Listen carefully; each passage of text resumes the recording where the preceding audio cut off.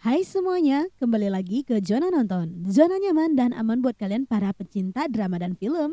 Kali ini izinkan Cece buat mereview salah satu film China yang cukup menarik. Di mana film ini menceritakan seorang gadis kampung yang dulunya terkenal sebagai ahli kungfu nomor satu yang ingin membalas dendam kematian gurunya yang dibunuh oleh pendekar dari komplotan perguruan silat lain. Tanpa berlama-lama, mari kita mulai alur ceritanya.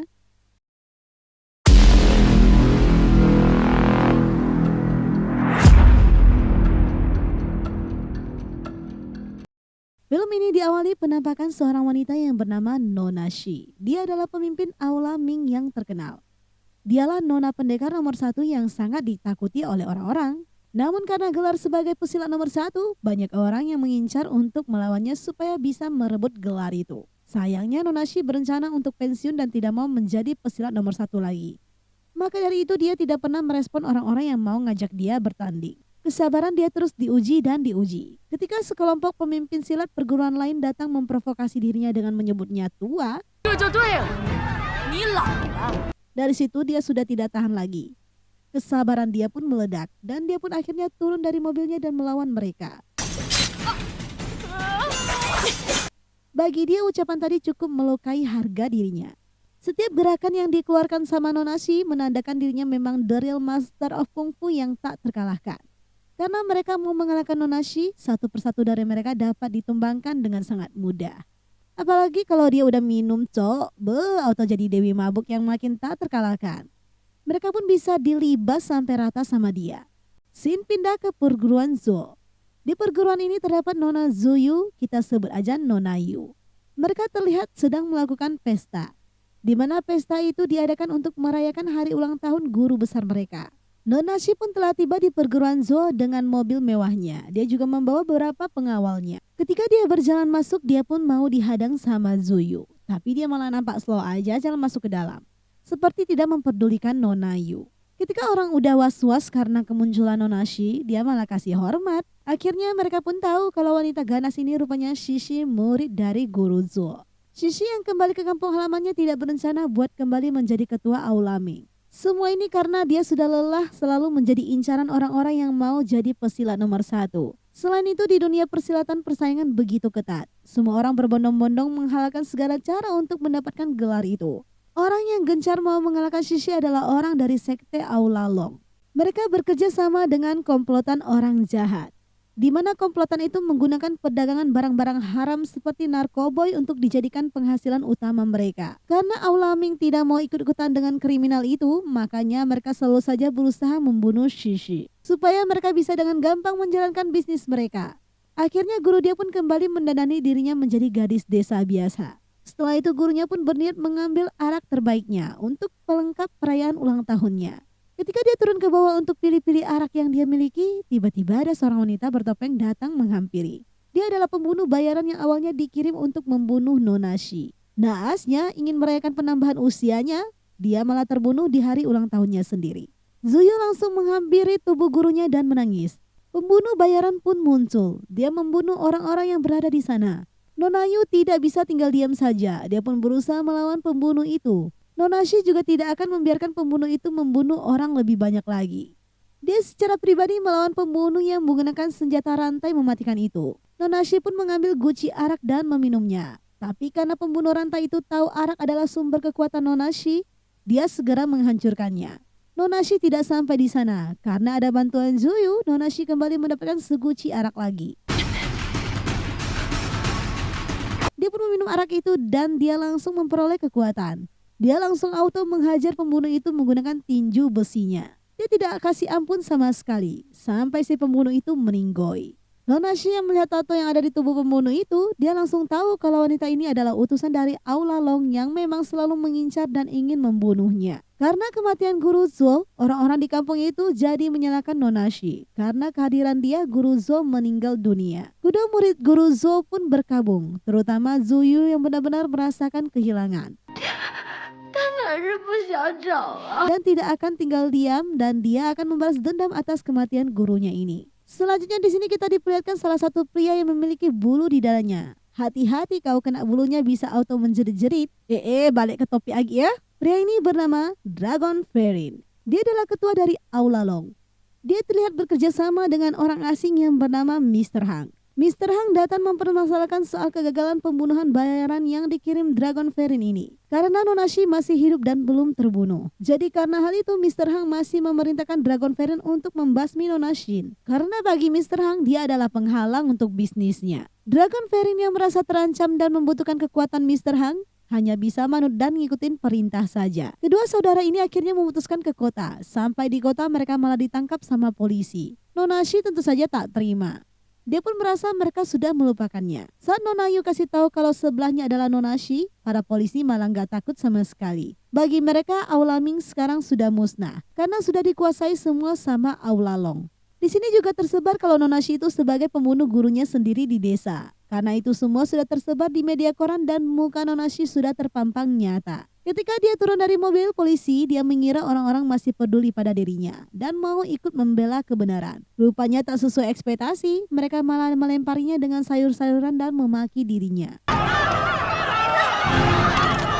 Untungnya ketika dia masuk ke kantor polisi, orang yang berada di hadapannya ini adalah teman baik dia. Dia adalah Inspektur Zu. Panggil saja Zuzu ya.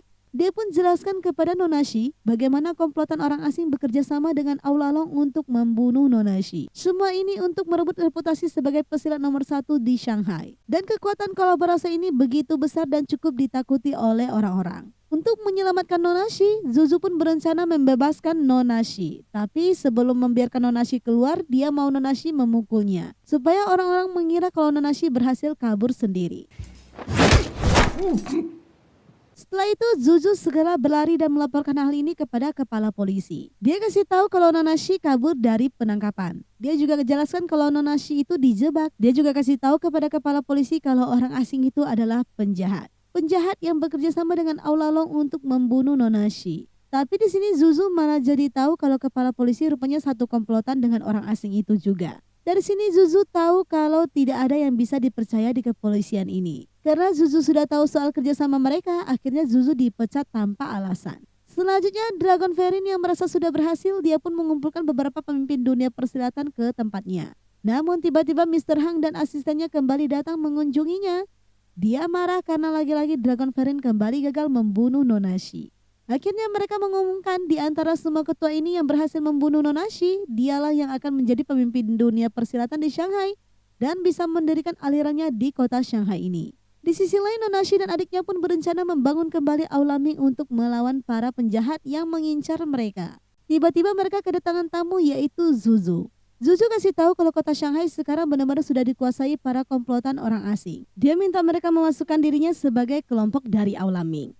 Karena dia mau berjuang bersama mereka. Tapi Nonashi tidak memperbolehkan. Karena dia tahu Zuzu itu tidak bisa silat. Yang ada malah jadi beban. Tapi Zuzu tetap ngotot sampai-sampai dia buat challenge loh. Ketika diterima challenge-nya, malah hanya sekali hantam aja si Zuzu udah mau remuk badannya. Zuzu merasa ada yang aneh nih, kenapa tempat ini begitu sepi dan tenang. Di sisi lain, para ketua sekte berkumpul jadi satu. Mereka masing-masing sudah merencanakan untuk membunuh Nonashi. Namun karena mereka itu mau bersikap sebagai teman seperjuangan yang setia, mereka pun hanya bisa acting sama-sama tidak melakukan pergerakan. Padahal mereka sudah mengutus orang masing-masing untuk mengawasi Nonashi. Saat Nonashi keluar dari ruangan, dia sudah merasa aneh. Dia kasih kode kepada Zuyu untuk pergi. Tapi karena Zuyu nggak peka, akhirnya Nonashi pun hanya bisa melawan saja. Pertarungan pun terjadi. Orang-orang ini adalah orang-orang utusan dari salah satu ketua sekte penjahat. Tapi orang-orang itu tentu saja dengan gampang dikalahkan sama Nonashi. Bagi Nonashi ini mah gak ada apa-apanya cuy. Hanya saja memang kebetulan salah satu jarum ada menancap di dadanya. Dia pikir tidak akan ada masalah. Mereka pun segera menyelamatkan Zuzu yang sudah terbungkus benang. Rupanya di jarum itu terdapat racun loh. Nonashi pun memuntahkan darah karena terkena racun dari jarum tersebut. Para ketua sekte ini akhirnya mengetahui trik satu sama lain. Mereka masing-masing diam-diam mengirim pasukan supaya mendapatkan gelar persilat nomor 1 di Shanghai. Akhirnya mereka pun terpecah belah. Sedangkan di sini Nonashi yang sudah terluka menjadi kesempatan bagus mereka untuk menyerang dirinya. Untungnya masih ada Nona Zuyu yang bisa silat. Tapi sehebat-hebatnya Zuyu tetap saja dia tidak mampu melawan mereka semua karena anggota yang menyerang mereka terlalu ramai dan mereka datangnya keroyokan. Dengan keadaan terluka, Nonashi masih berusaha mengeluarkan beberapa pukulan untuk menghindari para pengeroyokan ini. Zuzu yang tidak bisa kelahi pun masih dengan setia menjaga Nonashi. Tapi sayangnya ketika menyelamatkan Nonashi, mata Zuyu malah tertancap pedang yang sedang terbang ke arah Nonashi.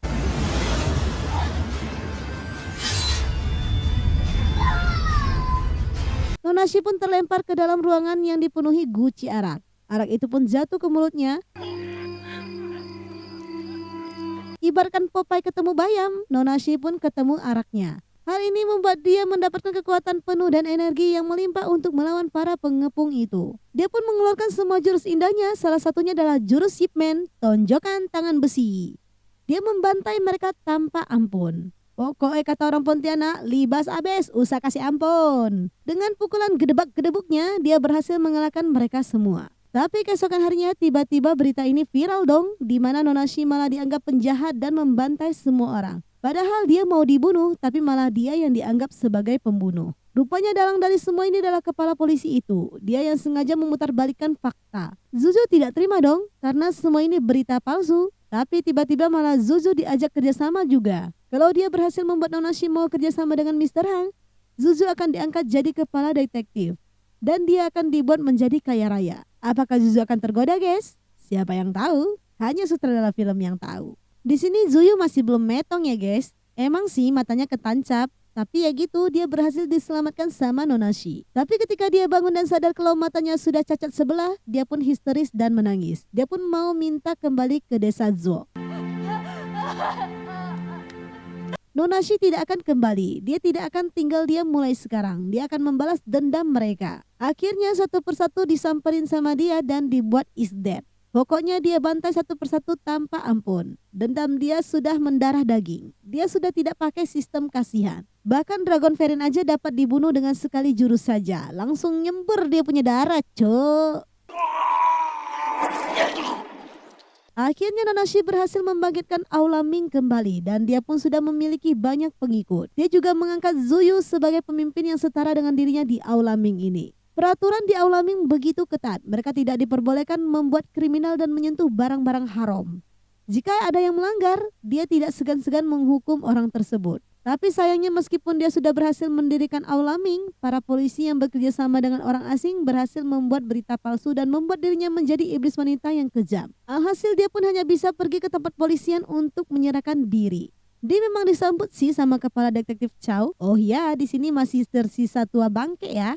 Teman komplotan dari para ketua sekte yang memang belum dibunuh sama Nonashi. Tentu saja si tua bangke ini menyimpan dendam sama Nonashi. Zuyu tidak terima orang itu terus-terusan menodong kakaknya pakai pistol. Dia pun tidak segan-segan menodongkan garpu kepada si tua bangke itu. Di sini detektif Chow mau melakukan kerjasama dengan Nonashi. Karena orang asing itu mau Nonashi menjadi bawahan mereka. Mereka berjanji kalau Nonashi menuruti permintaan mereka, mereka akan membersihkan nama Nonashi. Nonashi tentu saja tidak akan menyetujui tawaran itu. Karena dia tidak akan bekerjasama dengan orang-orang yang mencari keuntungan dengan berjudi dan menjual barang-barang haram. Lagian dia tahu kemungkinan dia keluar hidup-hidup sudah mustahil. Karena dia tahu orang-orang akan membunuhnya ketika dia keluar. Namun dia tidak gentar.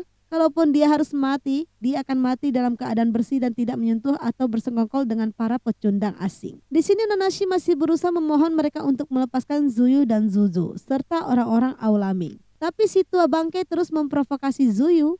Zuyu pun tidak terima, langsung menancapkan mata si tua bangke itu. Dia juga menodongkan pistolnya ke arah detektif Chow. Detektif Chow makin ada bukti dong untuk menangkap mereka. Nonashi berusaha hentikan Zuyu sampai-sampai dia harus menampar Zuyu. Karena Zuyu tidak mau dengar omongannya. Tapi untung saja mereka berhasil bebas karena detektif Chow mendapatkan perintah dari Mr. Hang untuk melepaskan mereka. Namun di sini Mr. Hang malah tertarik sama Zuyu. Dia mau narik Zuyu supaya berdiri di pihaknya. Ketika mereka kembali, Zuyu dan Shi malah berantem hebat. Zuyu selalu merasa insecure karena matanya yang sudah buta sebelah. Nonashi nggak mau banyak debat, dia pun tak hiraukan Zuyu. Akhirnya Zuyu marah dan pergi. Di sini Nonashi kasih tahu Zuzu soal rahasia Aula Ming, di mana Nonashi telah mengumpulkan orang-orang pintar dan merekalah yang selama ini membantu dia mencari info tentang kejahatan orang asing dan mencegah barang-barang asing seperti narkoboy masuk ke Tiongkok. Nonashi tahu hidup dia mungkin tidak panjang. Dia pernah berpikir meninggalkan segalanya dan mencari suami untuknya. Tapi jika semua tidak berjalan sesuai rencananya dan dia akhirnya meninggoy, dia serahkan semua ini kepada Zuzu. Inilah alasan dia memberitahukan Zuzu soal rahasia Aula Ming. Namun di sini karena tadi kebetulan Nonashi bahas soal nikah, si Zuzu malah bersedia nikah sama Nonashi dong. Rupanya si Zuzu ada rasa sama Nonashi. Tapi di sini Nonashi melihat Zuyu menghisap narkoboy, dia marah besar akan sikap Zuyu. Padahal itu larangan keras di Aula Ming, tapi malah Zuyu melanggarnya. Akhirnya Nonashi hanya bisa menepati janjinya, yaitu menghukum orang-orang yang melanggar aturan Aula Ming. Zuyu pun dipukul satu persatu menggunakan tongkat kebaikan Aula Ming. Zuyu terus berteriak, dia merasa diperlakukan tidak adil. Tiba saat pukulan terakhir, Nonashi yang hatinya tidak tega akhirnya menahannya untuk Zuyu. Dia pun membebaskan Zuyu untuk pergi. Ketika Zuyu berjalan sendirian, dia dihampiri sama Mr. Hang. Tentu saja dia diminta gabung sama mereka. Mereka sampai menawarkan Zuyu untuk menjadi pahlawan untuk membasmi iblis wanita dan menjadi pesilat nomor 1 di Tiongkok. Tapi Zuyu dengan sadar menolak tawaran itu. Dia tidak akan kerjasama dengan orang asing. Saat dia mau pergi, tiba-tiba dia mendapatkan tawaran lain yang bagus. Hal ini membuat hatinya goyah. Nonashi yang khawatir sama Zuyu mencari keberadaannya. Dia pun bertemu Zuyu. Zuyu mengungkapkan isi hatinya. Dia kasih tahu apa yang dia rasakan selama ini begitu menyiksanya. Setiap keduanya bermain bersama di desa, tapi selalu dia yang dimarahi oleh guru. Sedangkan Nonashi selalu dibangga-banggakan. Karena hal itu, dia sudah tidak mau jadi batu loncatan lagi untuk Nonashi. Kini dialah yang mau Nonashi jadi batu loncatan untuknya. Dia dengan gampangnya menarik pelatuk dan menembak Nonashi. Akhirnya Nonashi ditangkap sama para polisi. Zuzu tidak tinggal diam, dia pun menodong pistol ke arah detektif Chow. Demi Aula Ming, demi Nonashi, dia hanya bisa mengorbankan dirinya. Akhirnya terjadilah perang tembak-tembakan di sini. Zuzu pun berhasil membunuh semua bawahan detektif Chow. Namun dia juga ditusuk sama detektif Chow. Namun Zuyu menembak detektif Chow sampai meninggoy. Setelah dia selesai sama detektif Chow, incaran dia selanjutnya adalah Nonashi. Dia merasa kini dialah penguasa dunia di Shanghai. Tapi tenang guys, tak segampang itu pemeran utama meninggoy. Tentu saja masih lanjut. Dia berhasil menyelamatkan dirinya dan kembali ke desa. Meskipun dengan penuh amarah dan kebencian, orang desa Zhou tetap menyelamatkan Nonashi. Di sini Zuyu sudah berhasil mencapai targetnya. Dia sekarang menjadi seorang pemimpin di Aula Long. Dia juga terlihat bekerja sama dengan orang asing. Namun dia mengetahui sebuah fakta kalau Mr. Hang tidak cacat. Dan dia malah mau memerintah Zuyu. Dia mau Zuyu menuruti perintahnya. Tapi Zuyu memang pintar. Dia rupanya sudah meracuni Mr. Hang dengan anggur yang mereka minum. Dia dengan gampang membunuh Mr. Hang. Awalnya asisten genitnya ini kira dia tidak kenapa-kenapa. Atau mau diselamatkan sama Zuyu gitulah ya. Mohon maaf Neng, tiada ampun buat kau. Si genit ini pun juga ikut terbunuh dengan racun yang diberikan Zuyu. Nonashi yang sudah frustasi sama kegagalannya, dia merasa sedih karena tidak berhasil membawa adiknya ke jalan yang benar. Dia merasa bersalah sama gurunya. Dia pun berhalusinasi seperti melihat gurunya sedang bersama anak kesayangannya. Karena sudah merasa hidupnya seperti tidak berarti, Nonashi hanya bisa mabuk-mabukan setiap hari. Sampai-sampai dia halusinasi melihat dirinya yang masih kecil. Kekuatan Nonashi memang sudah hilang karena dia mengalami kelumpuhan ketika dirinya ditembak sama Zuyu. Dia sudah tidak memiliki kungfu tangan besi lagi. Hal ini membuat dirinya merasa beban hidup dia semakin besar. Namun dirinya yang masih kecil membisikkan dia untuk tidak patah semangat dan mulai dari nol lagi. Di sini terlihat Zuyu berlatih ilmu dari beberapa sekte yang sudah dia kumpulkan. Sedangkan Nonashi malah seperti orang gila. Dia tidak peduli sama ucapan orang-orang dan hanya menikmati hidup dia yang super free itu. Di balik kegilaan dia merasa selalu mendapatkan arahan dan nasihat gurunya melalui halusinasinya. Dia juga sudah paham ilmu tertinggi di dunia persilatan yaitu ilmu Tong Zigong. Dia juga sudah secara penuh menguasai luar dan dalam ilmu tersebut. Orang-orang mulai aneh dan gosipkan Nonashi karena dirinya tidak keluar-keluar dari gudang arak selama 49 hari. Mereka mengira dirinya sudah meninggal. Ketika mereka masuk, mereka hanya melihat papan roh dia dan gurunya yang diletakkan di gudang itu. Penampakan kemunculan seorang wanita dengan aura gelap yang begitu besar, ya itu adalah Zuyu. Dia datang ke desa Zhou untuk ajak Nonashi bertanding. Tapi ketika Zuyu ngajak Nonashi bertanding, Nonashi tidak akan menolak dong. Dia pun ladenin Zuyu. Namun dia tidak benar-benar bertanding dengan serius. Yang ada Zuyu diladenin dengan penuh canda dan malah dikejain. Orang-orang yang melihat jurus yang dikeluarkan sama Nonashi, mereka sangat kagum. Karena memang terlihat Nonashi sudah bisa menguasai dengan penuh ilmu silat Tong Zigong. Mereka benar-benar tidak pernah melihat orang menguasai dengan begitu sempurna seperti Nonashi. Ketika mereka sama-sama mengeluarkan tinju mautnya, keduanya sama-sama tumbang. Tapi di sini Zuyu sadar kalau dirinya tidak akan bisa mengalahkan kakaknya. Karena memang kungfu kakaknya itu tidak tertandingi. Bertobatlah Zuiwu, Nonashi pun telah kembali menjadi penguasa Aula Ming lagi. Semua pun sudah kembali aman, damai, dan tentram. Zuzu masih hidup loh guys. Dia yang sudah sehat walafiat pun kembali melamar Nonashi karena dia memang cintai sama Nonashi.